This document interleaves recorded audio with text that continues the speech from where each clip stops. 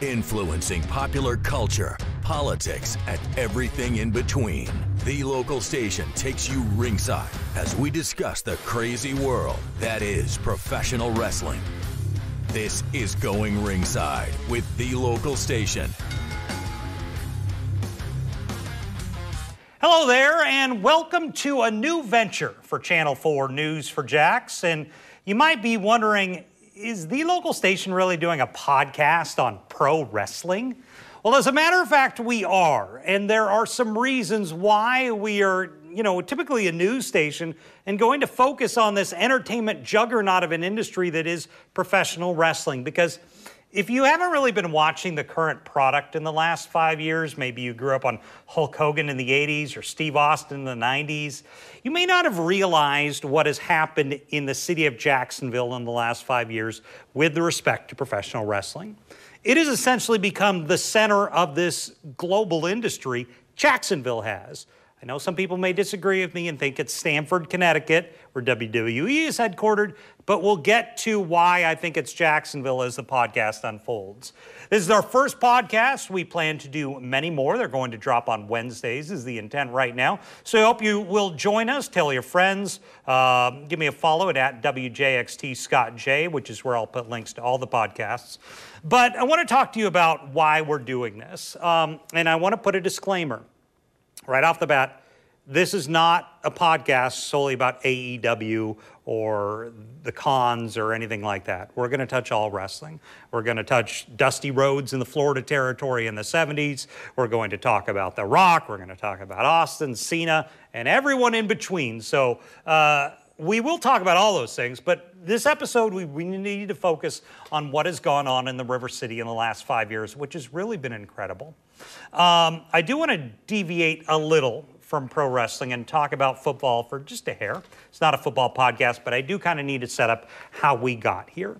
Jacksonville, Florida has historically been kind of a medium market city and a small market NFL city. We're known nationally by the Jacksonville Jaguars. That's how we are known as a city to the nation. And in 2011, the team was sold to a relative unknown in football circles, a man who had tried to buy a team but was unsuccessful, and then he bought the Jaguars, by the name of Shad Tony. He was a billionaire who had made his money in auto parts in Illinois, and he was the only minority owner in the NFL, a Pakistani-born man with a mustache that's larger than life. He came in and brought a lot of pizzazz and money to the city. He would park his mega yacht in downtown there, and he just brought a lot of excitement. The team, the Jaguars, have struggled. If you want to learn more about that, we have a Jaguars podcast. You can hear all about that and discuss that. We're going to focus on the wrestling end of it. So he buys the Jaguars, and he does all these things. He has his hands in a lot of pots. He buys a professional soccer team over in Great Britain. He even is discussing buying Wembley Stadium in the UK. Wembley Stadium, when I heard that, all I could think about was Davey Boy Smith beating Bret Hart for the IC title back in the early 90s. And I think it was a SummerSlam where that happened. So that's how I identified Wembley Stadium. So I was excited and was like, what is this going to be? So that goes on. I want to fast forward to 2016. Something happens. We get a lot of news releases, press releases in our newsroom here at News for Jax. We get probably hundreds a month. We get, a local police department has made a big arrest. They want to do a ribbon cutting on a wing at a local hospital, stuff like that. And we get to all of them. But one thing that we almost always cover is the Jags. The Jags are year over year the biggest newsmaker in this city. So when they put out a press release that they have something going on, we almost always cover it. If it's honoring veterans at halftime or something with children who have a medical ailment, we'll cover it. But we got a press release in 2016 that I always remembered us getting, that I remember a lot of people in our news department were confused by, because as you know, if you're a wrestling fan, a lot of people aren't. In fact, most people aren't. It is a niche audience.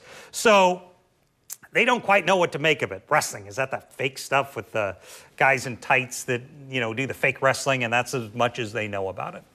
Well, they knew I was a wrestling fan, have been one since 1982.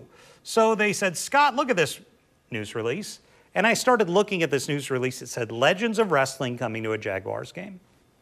I look at the names on there. I see Jimmy Mouth of the South Heart. He's in Florida, I know. He's close friends with Hulk Hogan, so it makes sense he'd be here. The Nasty Boys. I think Brian Knobs, one of the Nasty Boys, was kind of in charge of this. He's friends with Hogan. I think he's got Florida roots. Understandable.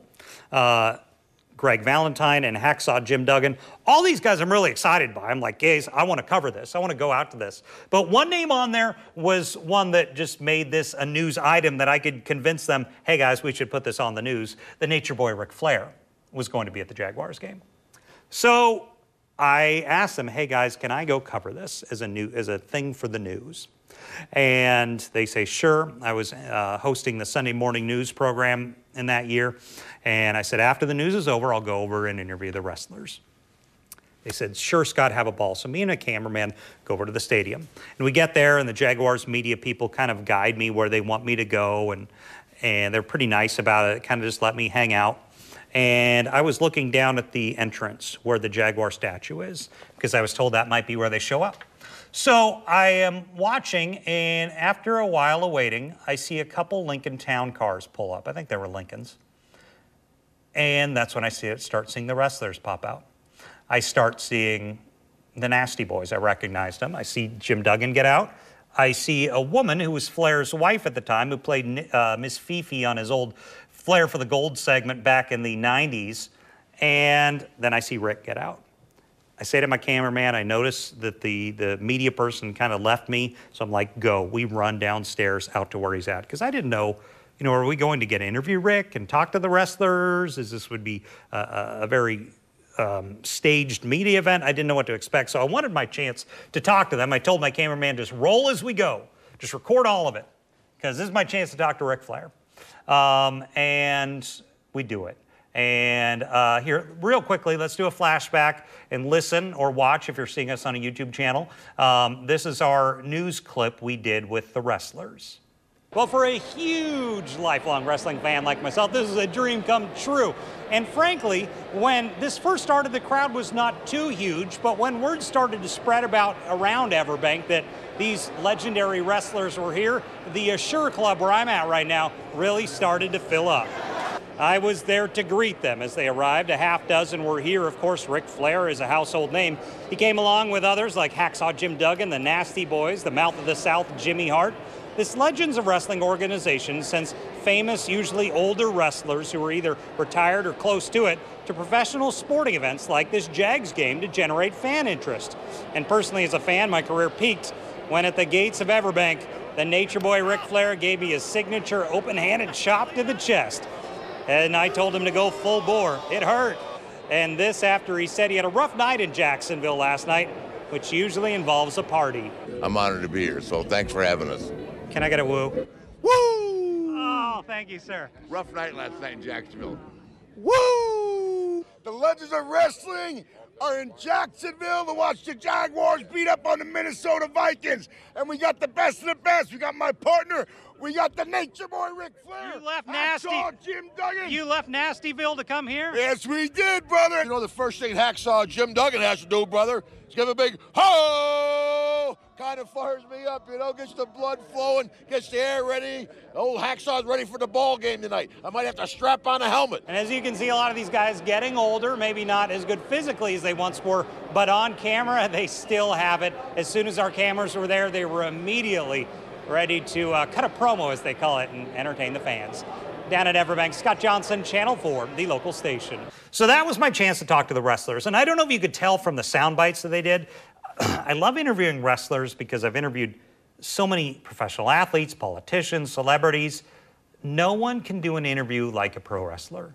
They are immediately on. They are immediately in the gimmick, cutting a promo on me. The Nasty Boys were. Duggan does this thing where I'm talking to him and he starts doing, ho, USA. And there weren't many people at the stadium because it was hours before game time. And knowing how over Jim Duggan was, immediately I hear guys in the distance, like 50 or so, people going, ho, right there with them. I don't know, just go off the beaten path for a second. Jim Duggan made the news a few months back where he wrestled an intruder to his house to the ground and held him with a a big handgun, and I can't remember what type of handgun it was. So he made the news, and he went on Tucker Carlson, not to get political, but he goes on Tucker Carlson on Fox News, and at the end of the segment of the interview, Tucker doesn't quite know how to handle it. Duggan goes, "Come on, Tucker, let's ho, USA, USA." Carlson didn't know what to make of it. So a funny aside on Jim Duggan there. But anyway, so I go over to Nate, and I interview Nate. He gives me a woo, he does everything, and I ask him, "Nate, could I get a chop to the chest? Like, this is my once-in-a-lifetime opportunity." He says, "Do you want the real one or the fake one?" I'm like, "You're Ric Flair, I want you to give me the real one." And it hurt. We can put the picture on the screen right now when Flair chopped me. I kept it up as my Twitter profile for years. It was very exciting. But anyway, so this happens.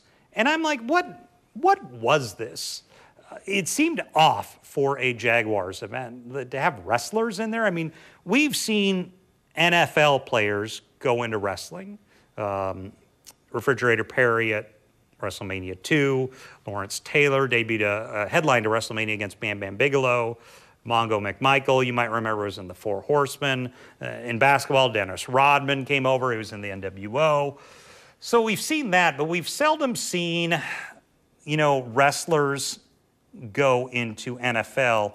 I want to see if I can find an old John Cena quote when he hosted the ESPYs to kind of essentially say, when he hosted the ESPYs years ago, I don't remember the exact quote. It was something along the lines of, why would you have a pro wrestler in front of all these real athletes? Wrestling is what it is. People are, perceive it the way they do. So it was odd for me that pro NFL would have wrestlers come to the game. And I thought, how does this happen? How did that happen? Did someone on the team know them? And I know at the time that Ric Flair had really been big in going to different stadiums. I think the 49ers had him in the locker room.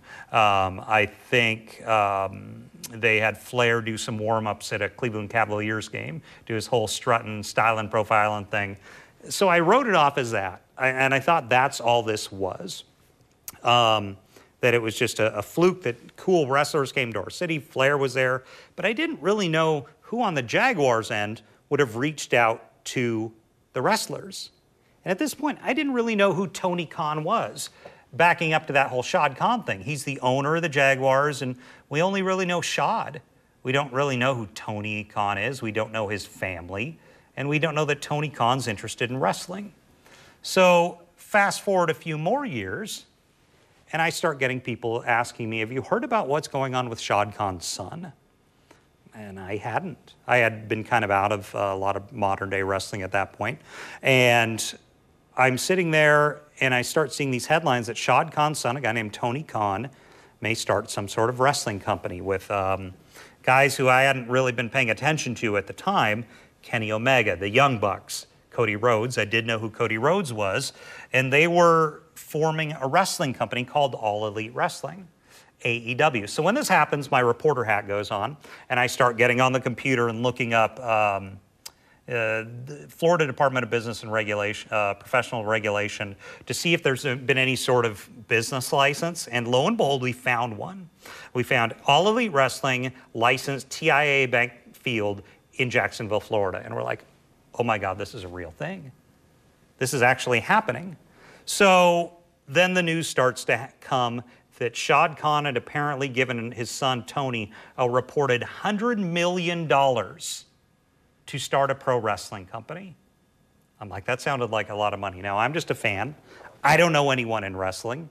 I don't have inside scoops. I don't know wrestlers, but I did have a friend out on the West Coast who'd had some interaction with wrestling. He was friends with Roddy Piper. So I called him and got his opinion, and he told me that he's known people who've tried to start a pro wrestling organization and they dump about $10 million in it. I always remember he told me this, but $10 million is a lot of money, but it's not enough to start a big wrestling brand. He said $100 million, that's a different story. Then as 2018 goes on, we start hearing more drop. This is more than just some guys on maybe a YouTube channel doing some sort of wrestling show.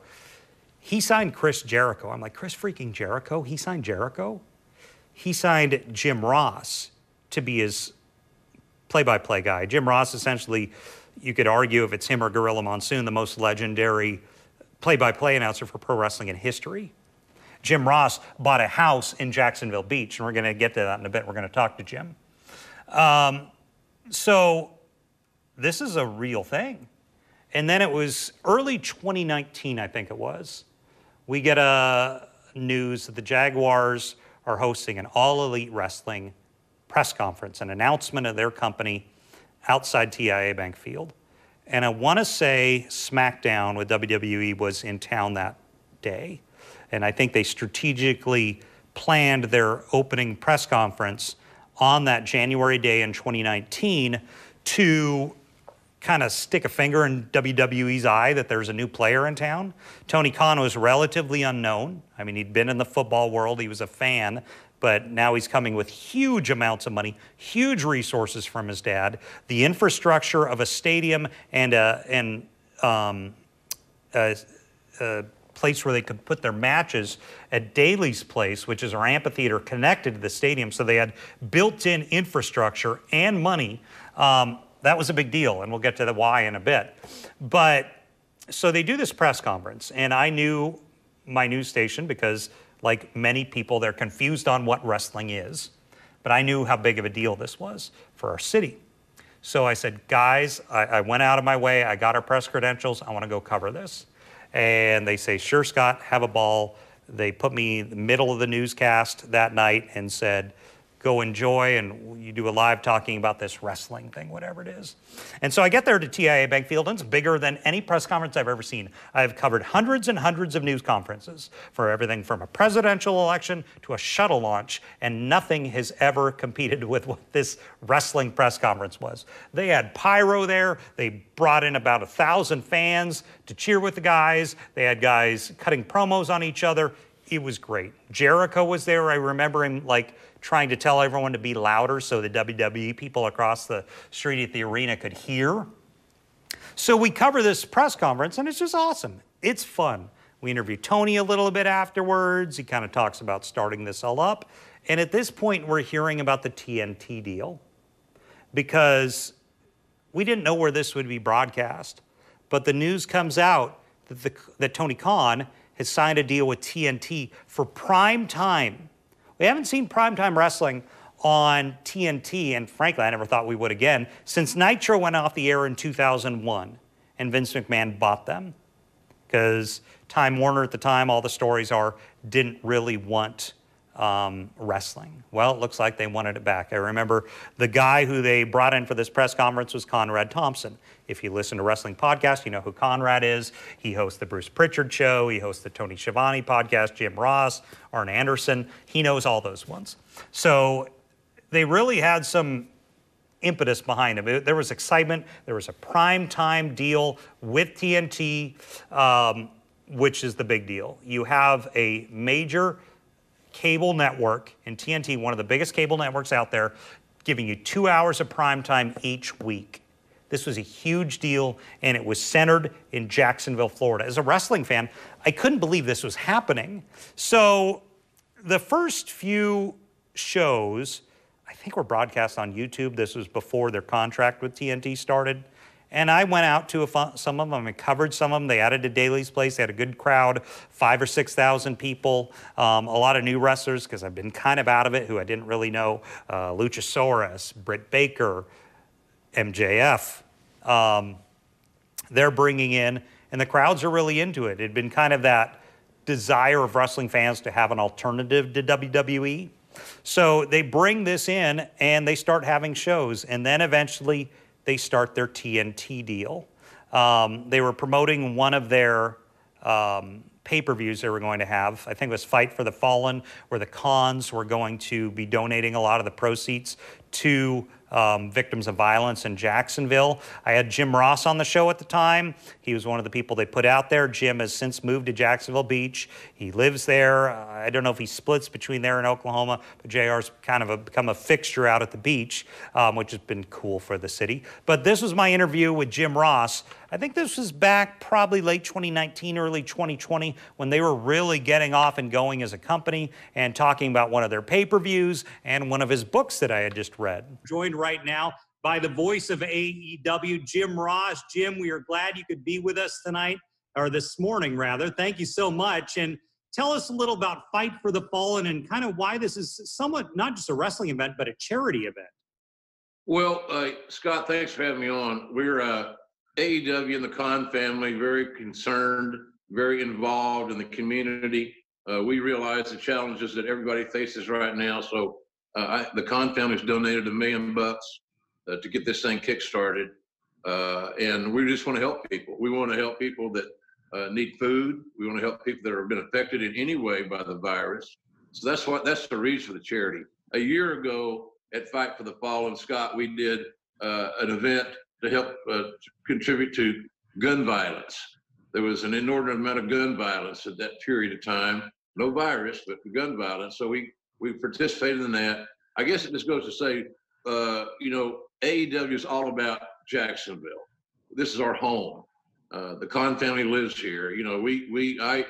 I'm buying a place here. So it's a special place, and we want to help contribute to the betterment of this special place that we're privileged to be a part of.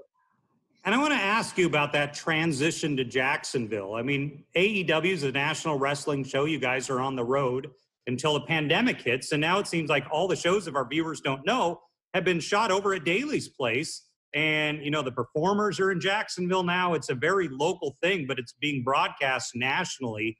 And you guys have been taking advantage of your arena there. I saw fights all over the football field and all over the stadium like nothing we've ever seen before. It's a very Jacksonville-based TV show now.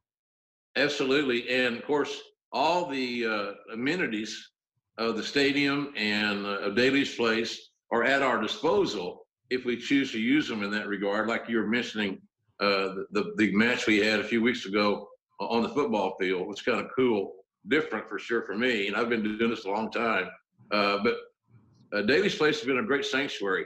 Open air, we feel like it's a safe environment in that respect. So, and I think it's good for the city of Jacksonville because, we're like the Chamber of Commerce every Wednesday night at 8 o'clock local time on TNT. We talk about Jacksonville. We talk about, the weather or whatever it may be, but I think it's a good PR tool for Jacksonville as well. At least that's our intention. But Daly's Place has been a great home for us. And it looks like, based on the virus information, Scott, that we're going to be there for a while. And before we go, Jim, I don't want to forget to mention, I'm reading it right now, Under the Black Hat by Jim Ross.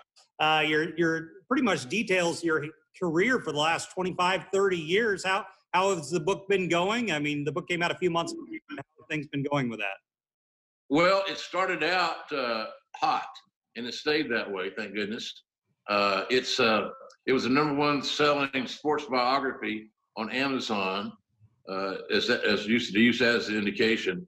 But you can get the book at Amazon, Barnes & Noble, and my website, jrsbbq.com. So it's doing well. It's kind of an homage to my late wife, who was killed in March of 17.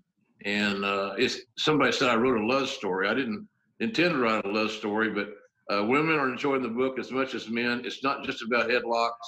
It's about life and getting knocked down and getting back up. That's always been my philosophy.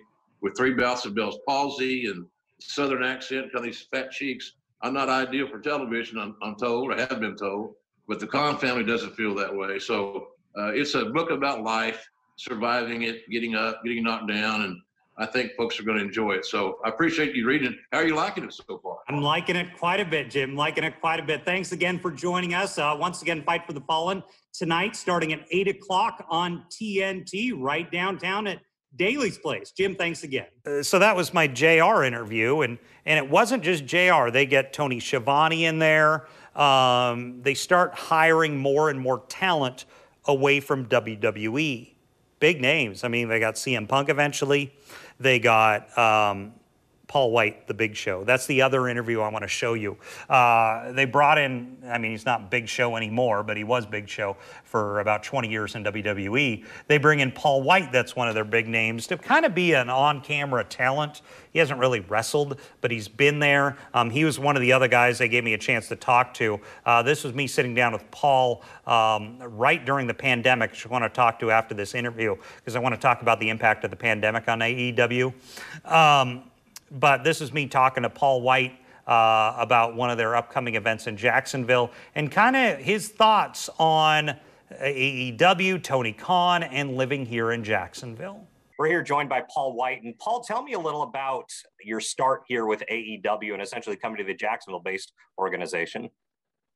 It's been a pretty overwhelming transition for me. I mean, you know, for so many decades, I worked for WWE, and it was ran out of Stanford, and it was this a big conglomerate machine that was very product driven. And then to make that transition after 4 decades to AEW and see the facilities that we were able to work in there in Jacksonville and at the stadium, and though it's still a big machine, it's much more people oriented. I don't know if that translates well enough. Even as big as the Jacksonville Jaguars are, and Tony Khan and AEW and all the multiple things that are happening, it's still much more of a one-on-one person relationship. I want to ask you about this. For me, definitely intriguing. This bleed over of NFL and pro wrestling, that it's interacting. What is that like? That's like really unprecedented. It's great because NFL athletes and pro wrestlers, we've all got a little bit of insanity. You know, there's a part of you that's got to have like maybe a loose rock upstairs to want to punish yourself in the combat sports, in pro wrestling, and even in football.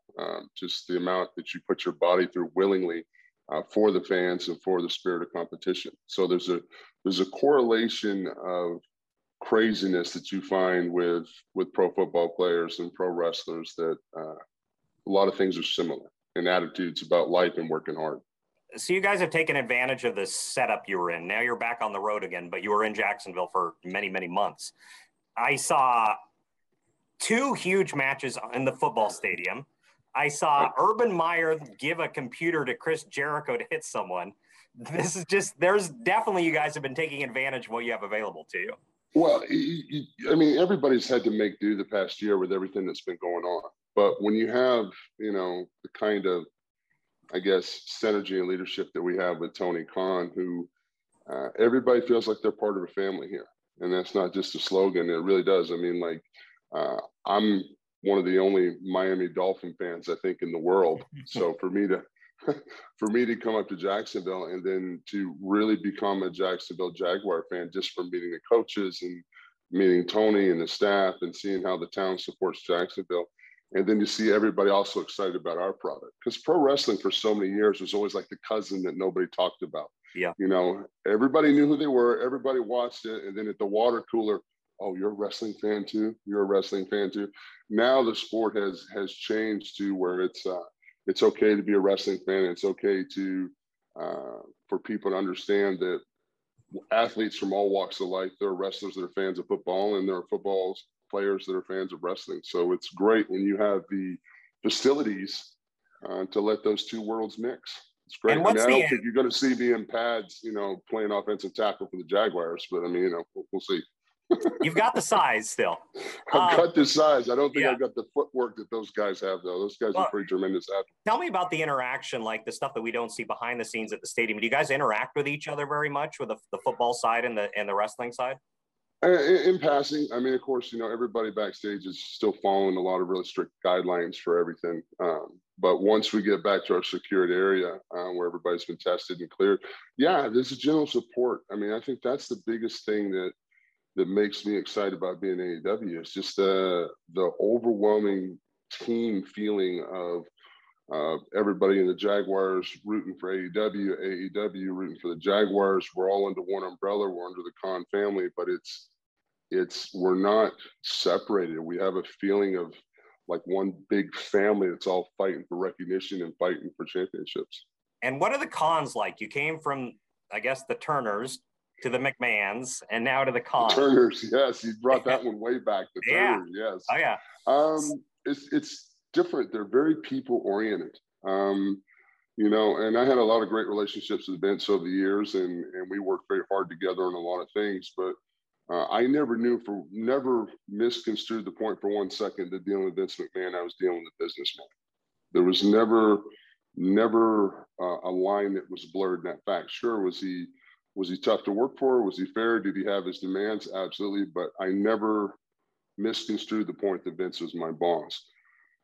Tony pulls the same thing off, Tony Khan, where he's your boss, but for some reason, he really transmits that aura that he cares about you as a person, as an athlete, as an individual. Like if he asked you how your day's going, you honestly, for me, it tripped me up a few times because he was actually sincere asking me how I was doing, because I wasn't used to that. You know, it's one of those kind of things when you feel the sincerity that comes through, and that energy is infectious for a much more positive, harder working environment. It's a lot of creative fun that we have here where your opinion and your thought process are really valued, and they're warranted and they're appreciated.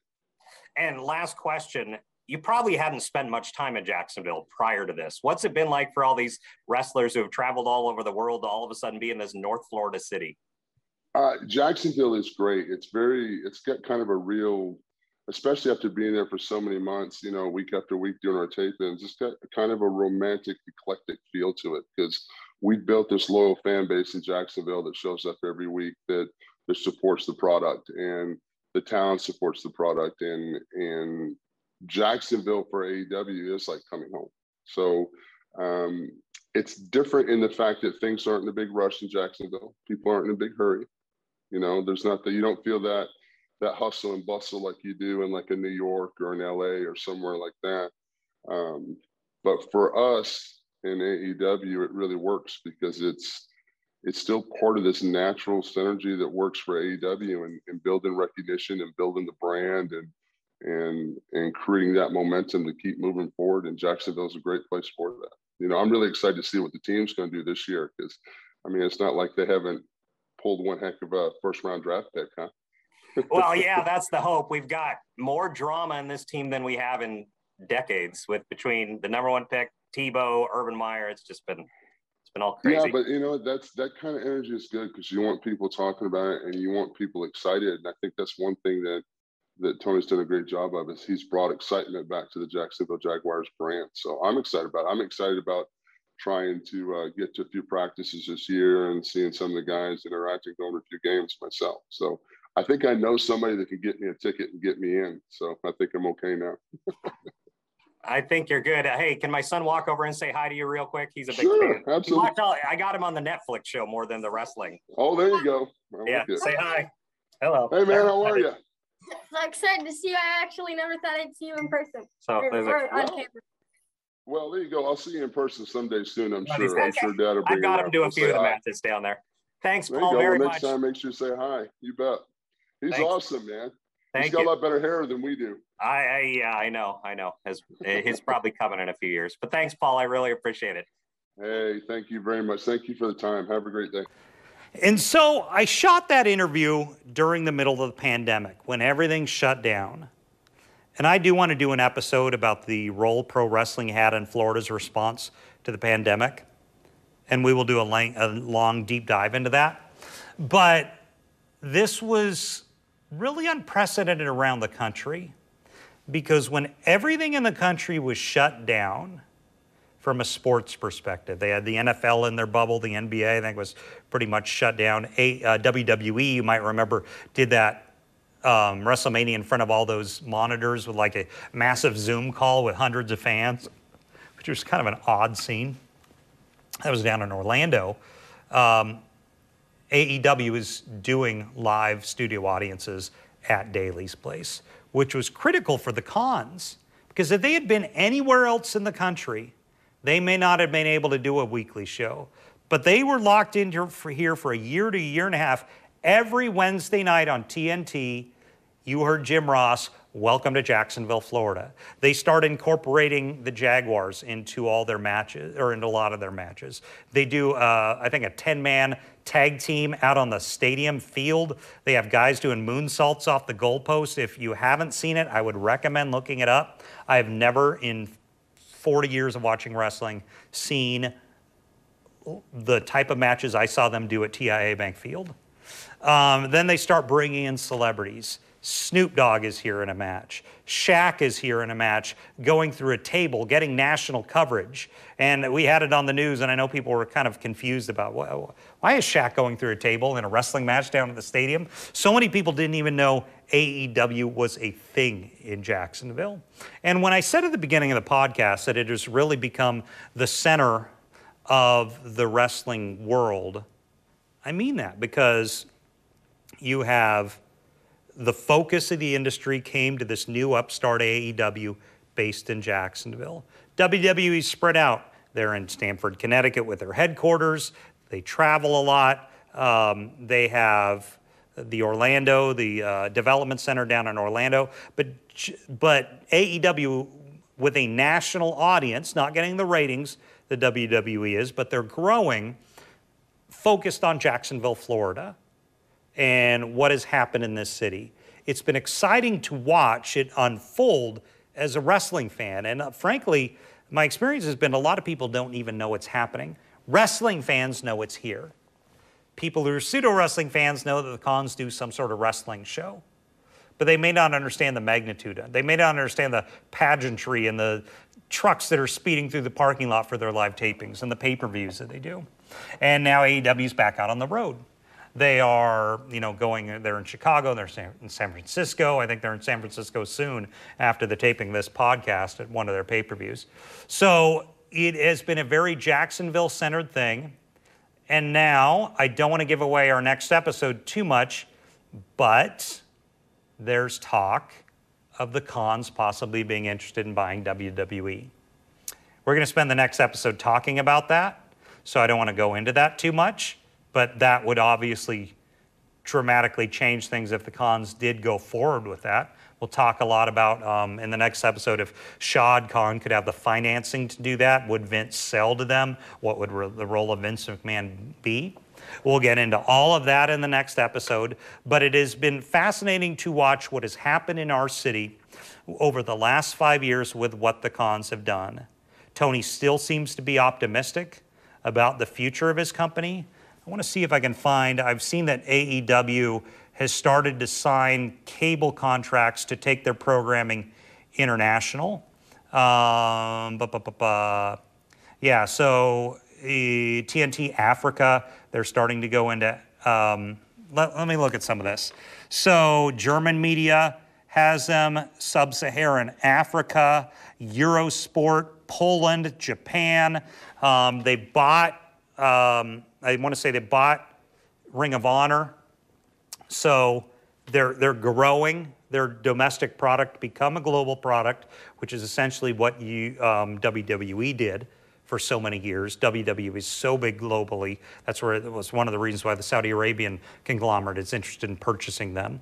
So they have moved AEW Dynamite. They've got 2 shows now. It's not just AEW Dynamite. That moved to TBS. AEW Rampage is on TNT. They've got these international cable deals. A lot of focus on it all happening here in Jacksonville.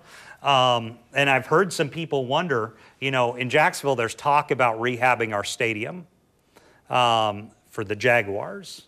Some people wonder how much of that is to benefit AEW. Hard to say. We'll have to watch. Right now, they do have a built-in place to perform no matter what at Daly's Place. You've got to wonder if they ever get big enough, if they would want to do some pay-per-views at TIAA Bank Field. Hard to say. We'll be monitoring that. But we do want to talk about a little more about what this podcast is, if you've gotten this far in. So we're going to do a weekly podcast on wrestling. Next week, we're going to talk about that deal with the WWE sale. What happens with it? Can the Cons afford it? What happens to Vince McMahon? All those things. We're going to get into it. Follow us. Tell your friends about it. if they like wrestling, if you know a guy who likes wrestling, tell them about this. Tell them to give us a listen. We'll on the podcast or on newsforjacks.com on our podcast channel, and we'll get some stuff up on YouTube. We hope that we can really grow this. We want to. We know that there's incredible stuff going on in the River City, more than maybe any city in the nation with respect to professional wrestling. And they figured, Scott, you like wrestling, you're our news guy. Let's see if you can talk about it in long form. So that's what we're doing. This is our debut episode. We hope you enjoyed it. Next week, we will be back. The subject will be, can the Khans buy WWE? Could that happen? Where does that stand right now? We will do a deep dive. We'll hear a little from Tony Khan in that episode as well. So thanks for joining us for our debut episode of Going Ringside with the local station. This has been Going Ringside with the local station, brought to you every Wednesday on your favorite podcast player, on News4Jax Plus, as well as the News4Jax YouTube channel.